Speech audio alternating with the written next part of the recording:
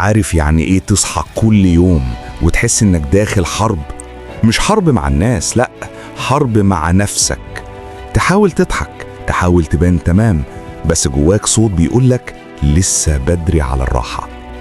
أنا اسمي آدم، ابن حي شعبي في أطراف القاهرة.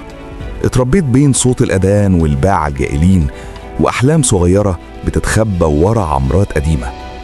كنت دايما بحلم أخرج من هنا، مش عشان أسيب المكان، لأ، عشان أرجع له وأنا حد تاني. كنت شايف التعليم هو الطريق، فاكر إن الشهادة هتغير حياتي. آدم، يلا يا حبيبي هتتأخر على الكلية. حاضر يا أمي، طالع أهو. كنت دايما أضحك وأنا نازل، مش عشان مبسوط، بس عشان أمي ما تزعلش. هي الوحيدة اللي كنت بحس إن ابتسام دي بتطمنها. المواصلات كانت كابوس، الناس بتتزاحم والعرق بيملى الجو، بس كنت ماسك الكتب ومصدق إن بكرة هيبقى أحسن. في الجامعة الكل كان بيجري ورا حاجة، فيه اللي بيجري ورا شهادة، وفيه اللي بيجري ورا بنت، وفيه اللي مش عارف بيجري ليه أصلا.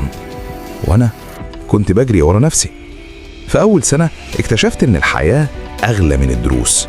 كنت لازم أشتغل، مش عشان الطموح، لأ، عشان المصاريف والمواصلات، وأمي اللي مش عايزة تقولي إنها محتاجة.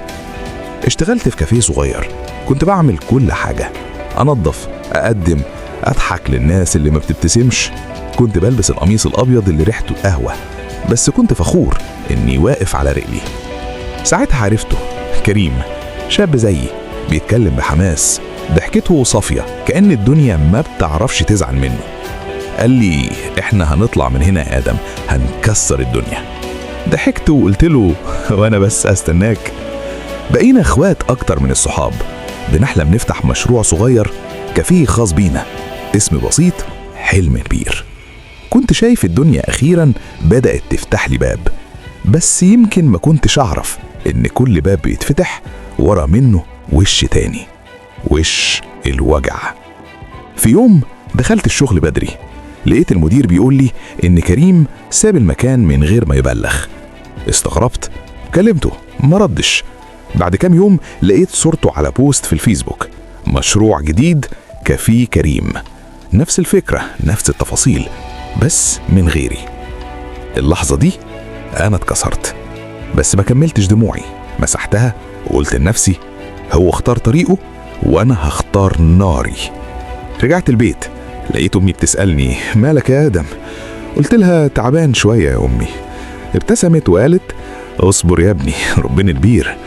وأنا كنت عارف الدعوة دي هتفضل تمشي جنبي العمر كله. يمكن البداية دي كانت بسيطة، بس هي دي اللي صنعت أول وش في حياتي، وش الوجع. انتظر باقي الحكاية مع وجوه الأيام.